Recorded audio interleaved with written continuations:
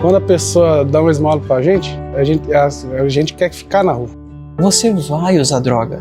Na rua você vai usar álcool. O município de Cascavel, ele está preparado para atender essas pessoas. É só procurar abordagem social, que ninguém passa fome, nem dorme na rua. Ao invés de dar moeda, marmita, faz o contato com o Serviço de Abordagem Social da Secretaria de Assistência Social. A ajuda de verdade está no acolhimento. Prefeitura de Cascavel, cidade unida e pra frente. Olá, tudo bem? Seja muito bem-vindo, bem-vinda a mais um podcast Gcast aqui da Gazeta do Paraná. Eu sou Eliane Alexandrino e hoje o nosso tema será saúde pública. Deixa eu já apresentar o nosso entrevistado, Rafael Muniz, diretor-geral do Hospital Universitário aqui do Oeste do Paraná. Seja muito bem-vindo. Obrigado, Eliane. É sempre um prazer a gente falar bem do nosso hospital, né? A hora que tem espaço para a gente falar, a gente sempre está presente e é um prazer estar aqui com vocês também e conversando, esclarecendo o que for necessário em relação a tudo que a gente vem acompanhado aí, né? Da saúde pública de Cascavel e focado mais no hospital universitário. Perfeito. Muito bem-vindo você também, que a partir de agora vai estar conosco nessa ótima entrevista, esse grande debate aqui sobre a saúde de Cascavel.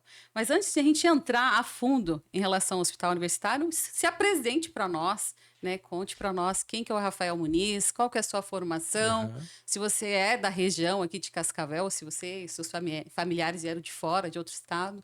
Fique à vontade, Rafael. Bom, meu nome é Rafael Muniz de Oliveira, eu vim do interior de São Paulo. Né, a gente crescemos numa cidade que ali no interior de São Paulo tem 7 mil habitantes, chamada IEP. É uma cidadezinha minúscula. IEP significa liberdade em Tupi-Guarani. E quem nasce em IEP o quê? IEPense. Olha só. Livre como uma pomba. E aí, de IEP, uma cidade muito pequena, a gente não tinha condição de formação ali, eu acabei procurando minha formação no estado do Paraná, que era uma proximidade, é muito perto da fronteira, e acabei procurando minha formação ali em Maringá, me formei enfermeiro, então, em Maringá, e prestei o concurso para o hospital universitário, entrei como agente universitário enfermeiro aqui no HUOP, que ano foi de isso Cascavel. Aí? O concurso foi em 2007, mas a minha admissão foi em 2009. Então, desde 2009, maio de 2009, sou funcionário público do estado do Paraná, vinculado à Universidade Estadual do Oeste do Paraná e ao Hospital Universitário, né? E de lá para cá, além da minha formação que foi na Universidade Estadual de Maringá, eu fiz ainda um mestrado vinculado à engenharia biomédica, que foi pela Universidade do Vale da Paraíba, que foi uma universidade de São José dos Campos. E eles trouxeram para cá como se fosse uma extensão do mestrado deles. Foi um Minter, né, que fizeram aqui. E a gente acabou fazendo esse mestrado ali em 2018, eu defendi minha tese. E agora, recentemente, a gente iniciou um doutorado também na área de gestão em saúde, gestão em serviços de saúde. Faz 2 meses pela UFPR.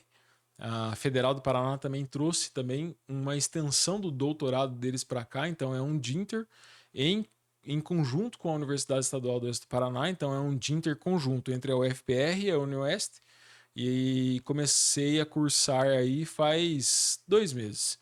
Parabéns. Então ainda temos 4 anos pela frente para a gente concluir mais essa etapa de formação, né? Maravilha. E, além disso tudo, dentro da minha trajetória no hospital universitário, realmente eu entrei como enfermeiro e depois fui alcançando outros espaços, seja como coordenador do pronto-socorro, coordenador da unidade de terapia intensiva, depois entrei como diretor de enfermagem, fiquei 6 anos, 7 anos diretor de enfermagem, e aí desde janeiro de 2020 a gente assumiu aí com uma equipe toda, né, em relação a todos os diretores, é uma chapa única, diretor administrativo, diretora de enfermagem, diretor pedagógico, clínico, etc. A gente assumiu em janeiro de 2020.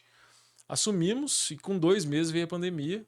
Foi. E de lá para cá a gente tem sobrevivido período da pandemia foi o mais difícil, né? Mas depois da pandemia a gente conseguiu estabilizar muita coisa e trazer muitos benefícios para o hospital também para toda a região oeste e sudoeste do Paraná. Mas eu acho válido a gente relembrar a pandemia, porque praticamente nós estamos no mês que há 4 anos, né, o ex-prefeito de Cascavel, Paranhos, anunciava aí vamos dizer assim, uma paralisação no comércio, fechavam-se as portas. A gente sabe que foi um período muito difícil, não só para o comércio, mas para a área da saúde no geral, né? Vocês da área da saúde tiveram que se remanejar. Eu me lembro muito bem que era todos os dias a gente trazia boletins de quem estava internado, infelizmente quem vinha a óbito, né? Quem que não perdeu algum familiar, algum ente querido, algum amigo próximo aí durante a pandemia, né? Então, Rafael, você é um cara com esse currículo aí exemplar, né? Conhece, vamos dizer assim, todos os cantinhos dentro do HU, porque passou por várias etapas, né? Várias funções dentro do HU. Como você avalia, depois de ter superado essa pandemia, a gente sabe que, infelizmente, muitas pessoas perderam, até mesmo os profissionais dentro do HU, né? Que estavam na linha de frente. Uhum. E como você avalia hoje? Porque vocês tiveram um suporte, não só do Estado, mas também uma ala que estava pronta lá, a ala de queimados. Como Sim. isso ajudou vocês? Olha, Eliane, desde o início lá, né, quando foi decretado o estado de emergência, até me veio um pouco de sentimento ruim, assim, até, quando foi comentado na imprensa, em vários canais, assim, que a gente estava completando os 5 anos, né, de onde houve o decreto da pandemia. E, de fato, pegou a gente de surpresa, porque, assim, parecia que o que estava acontecendo lá no exterior, né, em outros países, não chegaria aqui. Mas acabou chegando e em março nós começamos a ter alguns problemas, né? Problemas de falta de leito, o que a gente ia fazer, qual era a programação. E tudo isso foi pego a todos de surpresa. Não só a gestão estadual, como nós, do Hospital Universitário, mas também a gestão municipal. Tivemos que trabalhar em conjunto e com muita proximidade, né? E graças a Deus, eu digo, talvez uma obra do destino, não só no Hospital Universitário do Oeste do Paraná, aqui em Cascavel, nós tínhamos uma ala que era aquela destinada a queimados, que possibilitou a gente ampliar leitos de terapia intensiva, mas os demais hospitais universitários do Paraná também fizeram isso. Eles também, por exemplo, Londrina tinha uma ala que seria destinada à maternidade, e naquele momento estava quase pronta, faltava pouca coisa, eles finalizaram e ocuparam como Covid. Ponta Grossa também tinha uma unidade que estava em construção, conseguiram ampliar, conseguiram colocar leitos de Covid, e também Maringá conseguiu fazer isso. Nós tínhamos ali, então, como eu disse, né, leito de queimados, e a gente conseguiu instalar toda aquela unidade como terapia intensiva Covid. E quantos leitos foram abertos nessa época? Nós chegamos, assim, o Alexandre, o nosso reitor, sempre diz assim, parecia que era o limite, mas a gente sempre passava do limite. A gente chegou a 30, 40, 50. Quando chegou a 60, eu falei, Alexandre, a gente não aguenta mais. Ele falou, Rafa, se a gente não se estruturar, aonde esse paciente vai parar? Vai parar na nossa porta, no nosso pronto-socorro. Então é melhor a gente se estruturar. Então a gente chegou a 70, 80 leitos de terapia intensiva Covid. Foi o limite, assim, máximo. Utilizamos aquela unidade que seria destinada a queimados, utilizamos também alguns leitos de enfermaria dentro do hospital que a gente transformou em enfermaria e convertemos para leito de terapia intensiva, né? E desses leitos ficaram muitos leitos à região, eu não digo ao hospital, mas a região ganhou alguns leitos em relação a isso. Com apoio da Secretaria de Estado de Saúde, onde eles pediram que a gente permanecesse com leitos, né? Então, nós tínhamos, na época, quando iniciou tudo, nós tínhamos 14 leitos de terapia intensiva. E a gente saiu desse processo, apesar de muitas perdas, nós todos muito machucados, a gente saiu de um processo de 14 leitos de terapia intensiva para 60, onde a gente permaneceu com esses 60 até hoje. Se mantém até hoje. Então foi um ganho para a região oeste e sudoeste do Paraná, né? Em conjunto com a Secretaria de Estado de Saúde, em conjunto com o Hospital Universitário, com a Universidade Estadual do Oeste do Paraná, que a gente manteve ali. Saímos de 14 para 60, uma ampliação gigantesca. e mesmo assim, ainda hoje, eventualmente, há um pouco de falta de leitos. Imagina se naquela época a gente não conseguisse manter esses leitos, né? Então foi uma vitória para a região oeste, sudoeste, uma vitória para a população da região oeste e sudoeste do Paraná também. Tá certo. E a ala de queimados? Nós perdemos a ala de queimados ou ela vai ser utilizada agora com esse novo espaço das novas salas de centro cirúrgico? Porque foi uma luta antiga, né? A gente até trouxe recentemente aqui pela Gazeta do Paraná uma reportagem em que o ex-presidente, o seu Valmor, ali à frente do PRO Queimados, né? Ele falou assim, nossa, mas foi uma luta de 14 anos para trazer para a região, né? Não só para a região oeste, mas que também poderia atender queimados, vítimas, né, de queimadura graves da região sudoeste. E como que fica a partir de agora, Rafael? Eu vejo assim, a programação da saúde, o seu Valmor, assim, é um cara que lutou muito por isso, né? Mas a luta da saúde, ela não pode ser individual. Ela é uma luta coletiva. E o seu Valmor, ele tem uma luta individual, por conta que teve um problema familiar em relação a isso. O que a gente enxerga enquanto gestão, que a gente olha nessa gestão não individual, mas coletiva, fizemos um levantamento, né? Quando assumimos a gestão, nós tivemos nos últimos 3 anos, enquanto a gente assumiu a gestão em 2020, então a gente resgatou 19, 18, 17, tivemos uma totalidade de, se eu não me engano, 25 pacientes em 3 anos, que deveriam ter ido para o hospital. E aí a gente tinha uma fila de cirurgia eletiva de 3.000 pacientes, que era da nossa região, da nossa macro-região, oeste e sudoeste do Paraná, todos cadastrados no hospital universitário. Então, primeiro, naquele momento que foi necessário que nós transformássemos o leito de queimados em terapia intensiva, COVID, fizemos. Depois disso veio o estudo. Se realmente a gente precisaria importar pacientes, ou seja, na nossa macro-região nós tivemos 14 pacientes, 15, 25 pacientes em 3 anos. E nós tínhamos 3.000 pacientes para resolver imediatamente.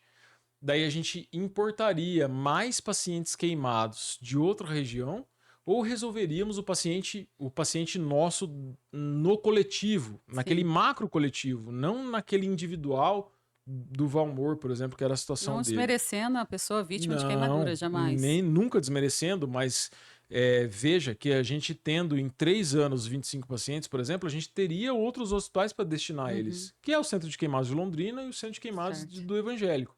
E nós tínhamos um problema latente aqui, que era a situação da cirurgia eletiva, que piorou muito com a suspensão das eletivas na época da Covid. É isso que eu ia te questionar. Pois é, aumentou muito. De quanto que aumentou com a chegada da pandemia, que ainda temos reflexo até hoje, né? Até hoje. Fila. Nós tínhamos aí em torno de 3.000 pacientes na fila, 2.800 pacientes na fila antes da pandemia. Depois, quando a gente finalizou a pandemia, a gente estava com 4.500 pacientes na fila. Então, a gente tomou a decisão de realmente transformar aquele centro num centro de cirurgias eletivas, até que a gente solucionasse ou diminuísse no máximo a fila de cirurgia eletiva para depois pensar realmente se a gente ia converter aquilo em queimados ou não. E desde que a gente assumiu aquela situação do local virar um centro de cirurgia programada, o centro de cirurgia eletiva, desde setembro do ano passado, a gente já realizou mais de 2.500 cirurgias. Então, foram muitos pacientes que estavam represados na fila, que resolvemos esse problema setembro, outubro, novembro, dezembro, janeiro, fevereiro.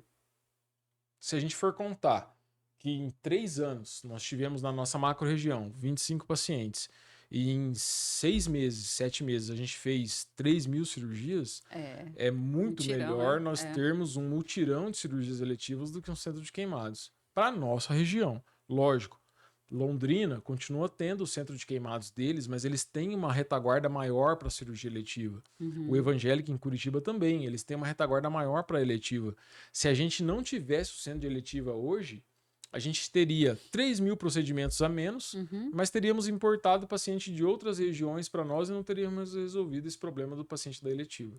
Então, acho que a decisão foi uma decisão assertiva em relação a direcionar isso para resolver o problema da nossa macro-região. Perfeito. Peço desculpa, você estava ainda falando. Imagino. Muniz, Em relação ainda às eletivas, recentemente, acho que foi a semana passada, se não me engano, né, vocês inauguraram um novo centro, né, de cirurgias programadas. Como isso veio ajudar vocês de agora em diante, né, em relação às cirurgias eletivas? E quais são os procedimentos que hoje têm a maior, vamos dizer assim, procura? A gente sabe que a parte ortopédica dispara. É a maior. E eu me lembro também que vocês fizeram uma parceria com o município, né? No sentido de que não deixar aquele paciente que acaba tendo alguma fratura exposta ou não lá esperando na UPA, ter mais agilidade para que ele dê entrada ao ambulatório do HU. Você pode explicar mais para nós? No começo do processo, né, de contratação da empresa, lá em setembro, o foco era para que a gente fizesse mais cirurgia programada, que é a cirurgia eletiva. Só que daí, lá em meados de fevereiro, se eu não estou enganado, a situação das unidades de pronto atendimento, assim como o corredor do hospital universitário, estavam um pouco exageradas. E o Beto Preto, nosso secretário de saúde, veio com uma proposta que a gente ampliasse o contrato não só para ficar focado em cirurgias eletivas, mas também fizesse a urgência e emergência. A urgência e emergência principalmente da ortopedia, que é o maior número de pacientes hoje em dia, né? E naquele momento foi decidido então que a gente ampliasse uma sala a mais lá, precisamos fazer uma reforma, porque a intenção era aumentar a oferta de cirurgias de urgência e emergência para ortopedia sem a gente prejudicar a eletiva, que era o foco principal do contrato.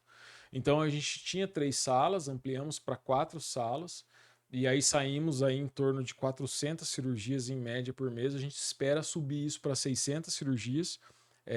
Não temos como avaliar ainda, porque a sala começou a funcionar em 10 de março, se eu não me engano. E Recente. aí, recente, desse 10 de março até 10 de abril, a gente consegue avaliar se a gente conseguiu crescer realmente esse número, né, de sairmos de 400 para 600 cirurgias, focado essa ampliação principal na ortopedia de urgência e emergência. A gente já percebe que teve um impacto realmente nessa parceria que você falou com o município, com a 10ª regional. A gente já percebe que teve impacto nas unidades de pronto atendimento. Não tem tantos pacientes aguardando mais. Às vezes tinha paciente lá aguardando 7, 10 dias. Hoje em dia, Quanto tempo hoje? por aquela coletiva que a gente fez, né, naquele dia, o secretário de saúde, o Ali, municipal, ele passou para nós que a espera estava sendo em média de 1 hora. Então o paciente chega na UPA, tem o seu diagnóstico feito, ele vê, é um paciente cirúrgico, realmente é cirúrgico, já é encaminhado ao ambulatório do hospital universitário. Nesse ambulatório ele é reavaliado pela nossa equipe cirúrgica e vai para casa esperar sua cirurgia com uma data agendada já. No limite, ele volta para casa já com a data da cirurgia. Com a data da cirurgia, que antes ele ficava aguardando na UPA, ou vinha para o nosso corredor e ficava aguardando no corredor. Então essa foi um diferencial, que o paciente não fica mais na UPA e não fica mais no nosso corredor. Ele vai em consulta no ambulatório, sai do ambulatório com uma consulta, com uma cirurgia agendada, para chegar já em jejum para resolver o seu problema naquele dia e internar no centro de cirurgia programada. Por que a gente não fazia isso antes, Eliane? Porque a gente, no nosso corredor, por exemplo, se a gente desse alta para o paciente e ele fosse retornar depois, eu não tinha onde colocar ele, porque ele ia voltar para o nosso corredor que estava lotado. Verdade. Então a gente entrou em acordo com a empresa, né, com a CIS, que eles têm um espaço ali dentro do hospital, eles disponibilizaram leitos, então o paciente vai para casa com a sua cirurgia agendada, ele chega, entra no centro de cirurgia programada com um leito garantido já, então ele não volta para o nosso corredor. Isso a gente conseguiu viabilizar junto com a empresa, junto com a Secretaria de Estado de Saúde, para que a gente tivesse essa agilidade, né, na saída do paciente da UPA e direcionamento para realizar sua cirurgia em menor tempo possível. Rafael, acho que faz o quê? 1 ano e meio, 2 anos no máximo, que o Hospital do Coração Nossa Senhora Salete fechou em Cascavel, né? Então a gente sabe que também era um hospital referência que recebia pacientes cardíacos, não só de Cascavel, mas de toda a região oeste aí, que faz parte também do sistema do CISOP. Como isso refletiu no hospital universitário? De que forma que vocês tiveram, se em algum momento vocês tiveram que adaptar, porque querendo ou não, tem que atender os pacientes, né? Se precisar de uma urgência, emergência, Sim. então não se conta. Como que isso refletiu no HU? Foi assim, bem difícil, Eliane, no começo, porque a demanda do Salete, todo mundo acreditava que a gente ia conseguir viabilizar que o Salete permanecesse, né? Todo mundo, da saúde pública municipal, estadual, nós, enquanto parceiros, né, a gente acreditava que não ia chegar a esse fato de realmente fechar. Então, nós todos fomos pegos de surpresa nessa demanda da cardiologia, principalmente. A orto também, porque eles também atendiam a orto, mas a orto foi melhor distribuída, né? São Lucas e Hospital Universitário, houve sim uma sobrecarga, mas o pior era o paciente emergencial da cardiologia, porque a orto dá para esperar um pouco, a cardio não dá para esperar nada. Então a gente precisou estruturar de uma maneira muito rápida o Hospital Universitário. Graças à Secretaria de Estado de Saúde também nós tínhamos licitado já antes do fechamento do Salete um novo aparelho de hemodinâmica, porque o nosso já estava defasado, não dava para continuar realizando aqueles procedimentos, né, mais delicados que eram da cardiologia com o nosso aparelho de hemodinâmica, e a CESA tinha autorizado a compra com a viabilização de recursos. E aí a gente começou a direcionar, né, todos os pacientes que eram emergenciais ao hospital universitário, e montamos depois disso, depois da compra do equipamento, né, montamos uma escala de plantão cardiológico também na porta de pronto-socorro, porque o paciente chegava no pronto-socorro, o músculo cardíaco, quando ele infarta, ele acaba falecendo. Quanto menos tempo ele ficar infartado, menos tempo ele ficar com falta de circulação, melhor para o paciente, porque a recuperação desse músculo cardíaco vai ser melhor. Então, a agilidade no tratamento ela é muito importante. E aí a gente então decidiu colocar uma escala de plantonista de cardiologia na porta do pronto-socorro, para agilizar o atendimento. Chegou, viu que encaminha para hemodinâmica ou encaminha para outro procedimento. E aí conseguimos colocar isso. Conseguimos ampliar o número de exames na hemodinâmica em relação a cateterismos cardíacos e também em relação a angioplastias, que é por via de cateterismo, né? E com um pouco mais de demora, mas também foi positivo. A gente demorou uns 6 meses para conseguir estruturar a equipe de cirurgia cardiovascular, que é aquela revascularização que a gente faz, não com o cateterismo, né, que é fechado, mas aquela revascularização que a gente precisa abrir o peito do paciente. Nós não tínhamos mais equipe de cirurgião cardiovascular, nós não tínhamos mais registro de preço de equipamento, de material necessário para fazer essa cirurgia aberta, e aí a gente conseguiu viabilizar em torno de 6 meses isso, e também iniciamos os procedimentos de cirurgia cardiovascular aberta, seja de emergência, seja eletivas. Não sei se vocês lembram, né, mas muito tempo o SAMU ficou transportando muito paciente para Arapongas, para Umpar, e era uma queixa constante do SAMU, né, que tinha desgaste da ambulância, a ambulância enquanto estava no transporte não tinha disponibilidade de atender uma urgência na cidade. E aí a gente conseguiu aí mais ou menos em junho do ano passado, a gente interrompeu esse transporte do SAMU para Umpar, para Arapongas, e temos resolvido tudo isso dentro do Hospital Universitário do Oeste do Paraná e também do São Lucas, assumindo boa parte disso.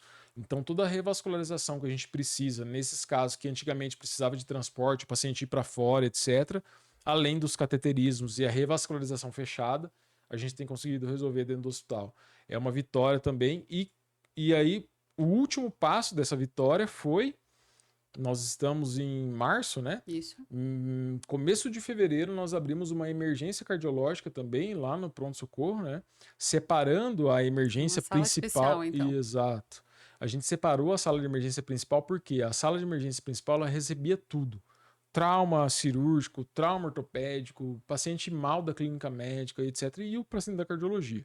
E como eu falei anteriormente, quanto menos tempo a gente demorar para tratar o músculo cardíaco, maior é a qualidade de vida posterior do paciente, mais a gente consegue salvar desse músculo cardíaco.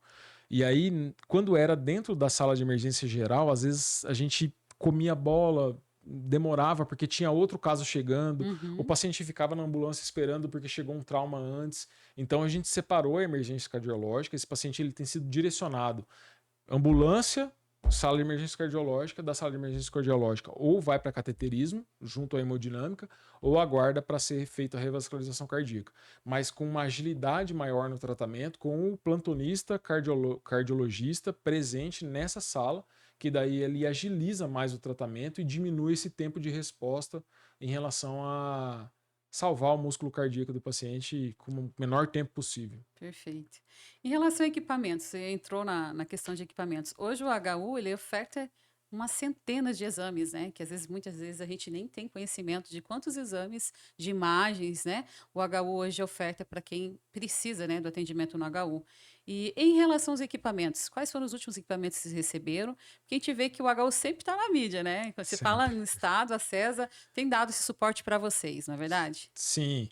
Além da CESA, nós temos parceria de muitos deputados também, né, Eliane? As emendas, né? Fazem emendas parlamentares. Então, assim, desde que a gente assumiu, se nós formos levantar número de equipamentos, por exemplo, de janeiro de 2020 para cá, a gente conseguiu a instalação da ressonância, né, magnética, que foi o primeiro hospital público do interior do estado que tinha uma disponibilidade de ressonância magnética, fomos nós. O único que tinha público, que tinha ressonância, era em Curitiba. Agora não precisa mais se deslocar. Não precisa mais se deslocar. Depois da ressonância, nós tivemos a substituição da nossa ressonância magnética, da nossa angiografia, que é a empresa, a máquina do cateterismo, Isso. né? Depois da angiografia, a gente teve aquela situação onde tivemos um empréstimo, não sei se vocês lembram, nós tivemos um empréstimo de uma máquina de tomografia que veio de Toledo na época do Covid. Nós tínhamos que devolver essa máquina de tomografia para Toledo, nós conseguimos devolver e com o apoio do Estado conseguimos comprar uma máquina para substituir essa que nós devolvemos e a outra máquina nossa já estava com 12 anos de uso. Então, ao mesmo tempo, nós substituímos duas máquinas de tomografia. Substituições, então. Ao mesmo tempo. Maravilha. Então ganhamos uma tomografia muito completa, que assim é mais potente do que a gente tinha antes, e a outra a gente devolveu para Toledo e ganhamos uma mais potente do que a que a gente devolveu para Toledo. Depois disso tivemos uma aquisição também de uma densitometria óssea, que os pacientes daqui de Cascavel ou nós deveríamos comprar exames fora, ou os demais prestadores precisavam comprar exames fora, né, de densitometria. Nós colocamos uma máquina ali no hospital, então a gente parou de comprar exames fora, conseguimos começar a fazer as densitometrias ósseas dentro do hospital universitário. É um exame que estava represado também há muito tempo, né, a nível de regional, a nível de próprio hospital. Conseguimos também instalar isso com o apoio da Secretaria de Estado de Saúde.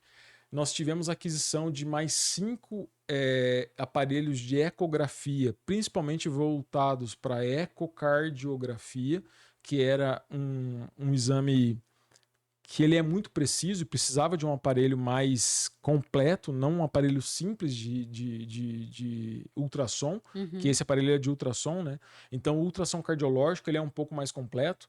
A gente conseguiu também a aquisição de 5 aparelhos. Colocamos no centro cirúrgico, onde a gente tem feito as cirurgias cardíacas, então precisa desse ultrassom cardiológico no momento da cirurgia cardíaca. Né? Exatamente. E também colocamos em outros espaços no hospital, como unidade de terapia intensiva que precisava de ecocardiograma. Qual mais aparelho que a gente conseguiu adquirir recentemente? O eletroencefalograma, que a gente também comprava exames fora, a gente conseguiu adquirir o equipamento e temos feito no ambiente do hospital universitário.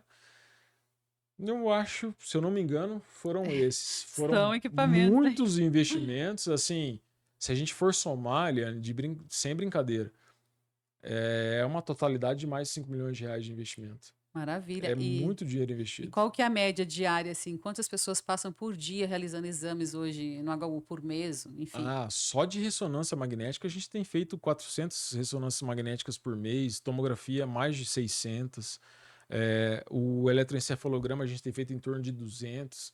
Tem aqueles exames também, que é o Holter com a esteira, né, que a gente tem feito em torno de 200 também, sem contar o pessoal da endoscopia e colonoscopia, que nós também conseguimos adquirir equipamentos novos. Verdade, o HU agora também atende a parte gástrica, né, sim. colo. E a gente tinha uma fila, a regional tinha uma fila muito grande de crianças para colonoscopia e endoscopia. E faltava prestador que tinha o aparelho específico para criança, bem como o profissional para anestesiar as crianças. Daí a gente conseguiu colocar, por meio de um contrato de anestesiologia, o profissional para fazer essa anestesia e também tínhamos o equipamento, zeramos a fila aí de crianças pela 10ª regional que necessitavam de endoscopia e colonoscopia. Então, assim, foram muitos avanços no hospital universitário nos últimos anos. Eu peço perdão para as nossas equipes aí que talvez eu esqueça, né, de citar algumas equipes que cresceram, ampliaram serviços, ganharam equipamentos novos, mas como foram tantos, é difícil a gente lembrar de todos no momento assim imediato. Perfeito. Para quem não sabe, o Hospital Universitário de Cascavel, o antigo Hospital Regional, porque quando eu era criança ele era chamado de Hospital Regional, né? Ontem até entrevistando um deputado federal, Nelsinho Padovani, ele se referiu ao Hospital HU como Hospital Regional, né?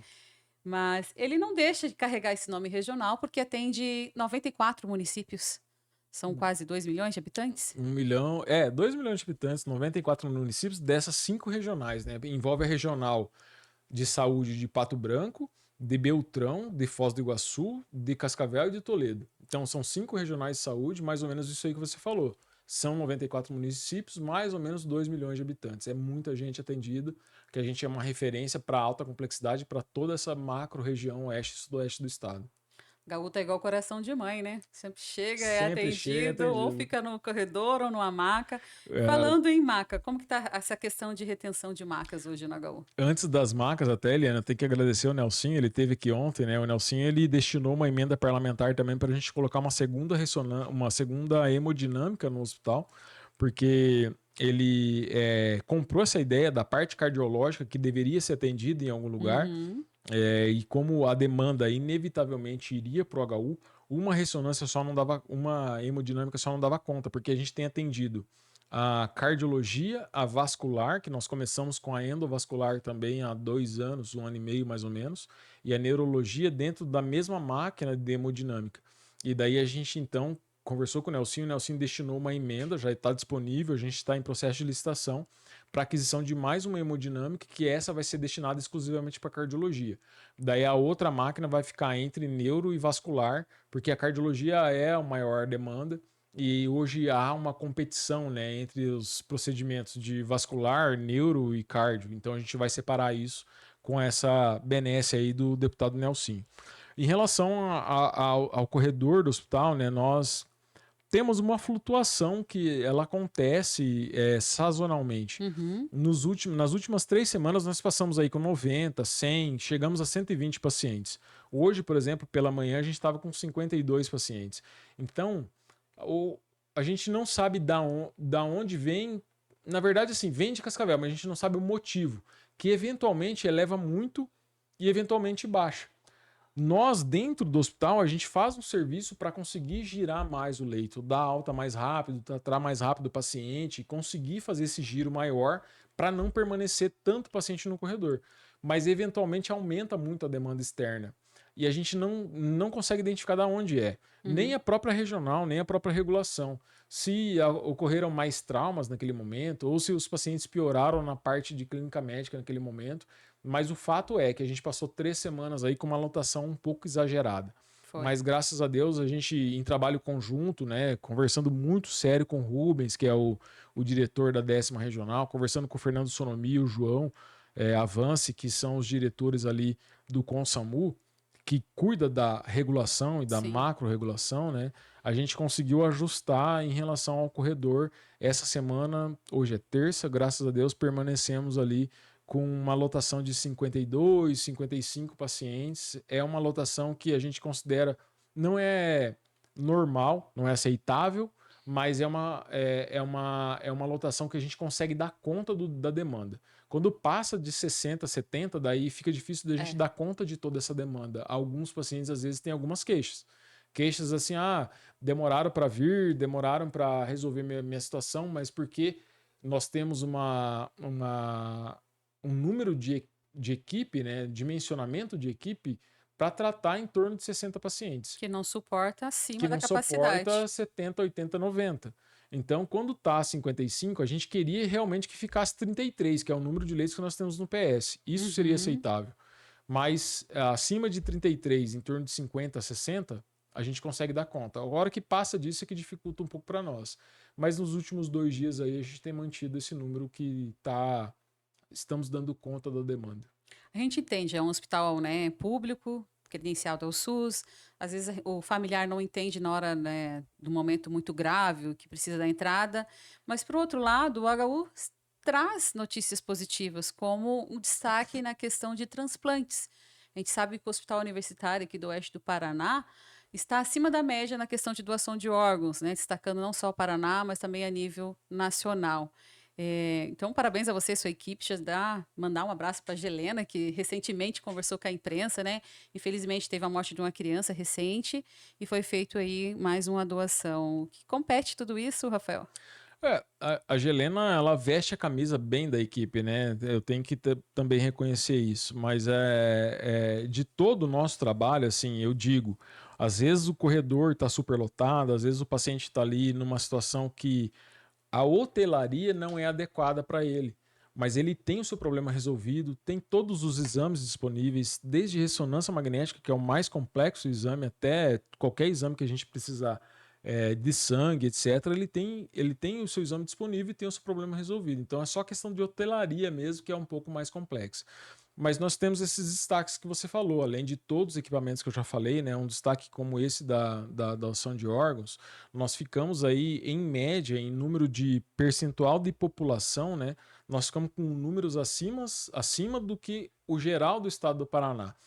A gente deve esse trabalho a uma equipe que ela é uma equipe que é concursada do hospital, ela permanece lá nessa central de procura de órgãos, né, que é CHDOT, com treinamento dentro da equipe contínuo e permanência dessa equipe lá.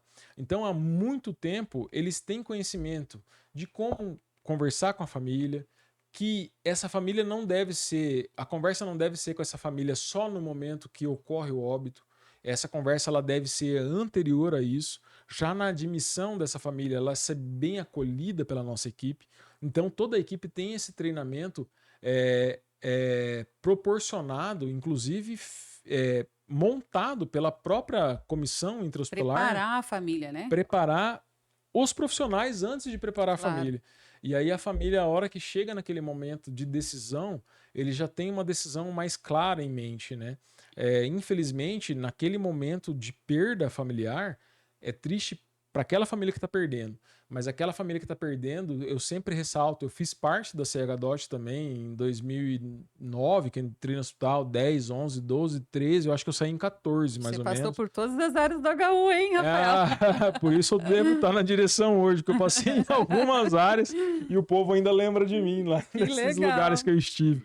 Mas eu estive na comissão intra-hospitalar de doação de órgãos e tecidos, eu entrevistava a família e realmente é isso, assim, ó, a gente fala para a família, né, naquele momento de perda deles é um momento de dor, mas se eles pensarem, né, em quantas famílias eles podem proporcionar um momento de alegria, com aquele momento de dor deles, é muito importante eles reconhecerem isso.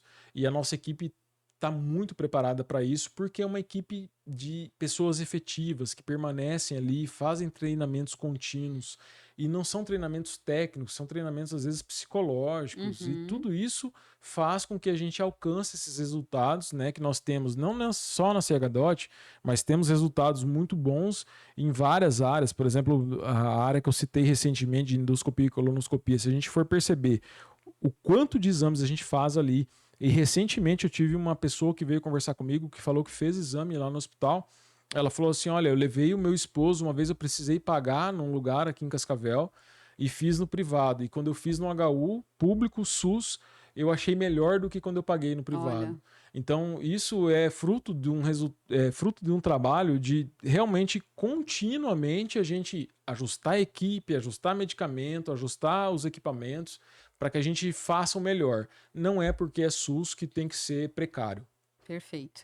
Rafael, a gente já está finalizando o nosso bate-papo aqui. A gente começou a falar. Nossa, passou muito rápido. Você viu como é que passou rápido? Meu Deus. E a gente nem falou tudo sobre o HU. Eu gostaria de questionar você para falar sobre a nova ala, né, materno-infantil. Hoje, para finalizar, quantos nascidos vivos hoje o HU tem em média aí? A gente está em média de 450 nascidos vivos mês, né? Uau! E a gente tinha essa média aí, quando assumimos a gestão, em torno de 380. Então, o crescimento, ele foge de nós, né? A gente não busca os nascidos. A população tem crescido na nossa região, né? Tem muitos estrangeiros também, né? Sim, a população tem migrado para Cascavel, porque Cascavel tem sido um centro de saúde gigantesco. Então, a migração populacional para cá tem proporcionado isso, um crescimento populacional, um crescimento de gestantes. Então, nós saímos lá de 380 em média para 450 em média hoje. Mas é com muita alegria que a gente consegue dizer hoje, temos um centro de excelência ali, onde é a materna infantil, né, com banheira, parto humanizado, um centro obstétrico destinado realmente para isso, onde as pacientes não ficam mais no corredor do centro obstétrico e temos quartos para colocar essas pacientes, ampliamos a enfermaria, né, do alojamento conjunto, onde esses pacientes podem ser levados, e a gente teve um relato recente de uma paciente que ela teve um parto há 10 anos atrás, lá no centro obstétrico antigo, e agora teve um parto recente. Ela falou, meu Deus, eu achei que eu fui muito bem tratada lá atrás, há 10 anos, hoje eu fui muito melhor. O espaço tudo novinho, Mais né? uma vez a gente diz, né, não é porque é SUS que tem que ser precário, então a gente cresceu muito em relação a isso, com qualidade também. Então vai ficar para uma próxima oportunidade a gente falar do banco de leite que vocês trabalham em anexo dentro do HU, o CEAPAC, que a gente sabe que faz um trabalho excepcional. A gente pode falar em outra oportunidade sobre a ala pediátrica, né? Às vezes a criança fica internada, tem que continuar estudando e vocês dão todo o suporte. Sim. Já fiz reportagem sobre isso lá. Mas as suas considerações finais, Rafael, eu sei que a gente poderia falar muito sobre o HU, não só pontos negativos, que a gente sabe que a questão da saúde é como fila de semeia, ela nunca vai zerar, né? Sempre vai ter demanda, mas eu gostaria de suas considerações finais aqui no nosso Gazeta Entrevista. Eliane, eu acho que você deixa anotado aí Tá. para a gente voltar a falar desses serviços que são essenciais também. O banco de leite que você citou, o CEAPAC, são serviços assim excepcionais que a gente tem que ressaltar e tem que deixar um espaço maior para isso. E eu quero que você me chame de novo aqui para falar sobre isso e também sobre a pediatria. Mas as considerações finais em relação ao hospital universitário é que assim, a população reconheça realmente que a nossa luta não é por nós, não é por mim, não é pelo HU, é pela população. Essa população, ela merece, né? A população não só de Cascavel, mas da macro-região oeste, merece uma atenção em saúde de qualidade. Nem sempre a gente consegue oferecer tudo. Às vezes a gente é afogado pela demanda, né? E essa população, um pouco de compreensão em relação a isso. Quando a gente é afogado pela demanda, não é porque o HU é ruim, é porque o HU tenta fazer de tudo para todo mundo. E eventualmente acontece essa sobrecarga e a gente não consegue cumprir com a demanda que a gente gostaria. Mas que toda a nossa equipe, né, enfermeiros, técnicos de enfermagem, médicos, a equipe multiprofissional, fisioterapeuta, serviço social, bioquímicos, os técnicos, auxiliares, administrativos, que tem uma máquina gigantesca por trás que faz a saúde rodar, que a população só enxerga a saúde, mas a máquina por trás, ela é gigantesca. E essa máquina tem que ser reconhecida também, e eu peço assim, que a população realmente entenda que quando às vezes a gente deixa um pouco a desejar, não é porque a gente quer, a gente busca sempre o melhor, mas eventualmente a sobrecarga de trabalho acaba consumindo tudo. E trabalhamos assim junto com a Secretaria de Saúde do município, junto com a Secretaria de Estado de Saúde também, para que a gente consiga, né, melhorar, e temos aí previsão de crescimento, inclusive junto à CESA, de ampliação de leitos, e aí eu acredito que a situação do corredor se resolva de uma maneira mais permanente, né, que não seja só em períodos de solução, mas uma solução perene que dure muito tempo, para que essa ampliação já prevista junto à Secretaria de Estado de Saúde, é uma obra, lógico, que demora pelo menos uns 2 anos, mas pelo menos a gente inicia a obra para conseguir solucionar esse problema. Tá certo, Rafael. Em nome da Gazeta do Paraná, a gente agradece sua vinda aqui, né? Já estendemos um convite futuro, que você possa voltar aqui com boas notícias, né? Anunciando para nós novos leitos, né? Novos anexos dentro do HU. E reafirma você que a Gazeta do Paraná está de portas abertas, quando tiver coletiva, sugestão de pauta, você e toda a equipe é muito bem-vinda. Beleza, Eliane, obrigado pelo convite. A gente sempre está à disposição. Eu desdobro minha agenda para atender a imprensa, porque falar bem do HU é a nossa vida. A vida de quem faz a gestão ali, é ressaltar as coisas boas do Hospital Universitário. Obrigado pelo convite e estou à disposição para futuramente a gente vir conversar.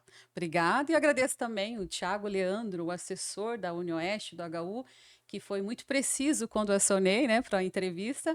Então, um grande abraço também para o Thiago Leandro e toda a equipe de assessoria da UniOeste. Para você, especialmente, o nosso muito obrigado, em nome do nosso diretor de jornalismo, o seu Marcos Formigueri. A gente agradece a sua companhia aqui no Gazeta Entrevista. Esse foi o GCast, o podcast da Gazeta, e fica aberto aqui para suas sugestões de pauta, quem que você gostaria que a gente entrevistasse, qual que é o assunto que você acha importante na sua comunidade, na sua cidade. Escreva para nós. Eu aproveito também, te convido a curtir as redes sociais, a seguir a Gazeta do Paraná no Instagram, no YouTube, aciona o sininho, né, que você vai receber aí rapidamente quem são os próximos entrevistados, as próximas edições aqui do Gazeta Entrevista. Mais uma vez, muito obrigada e até a próxima.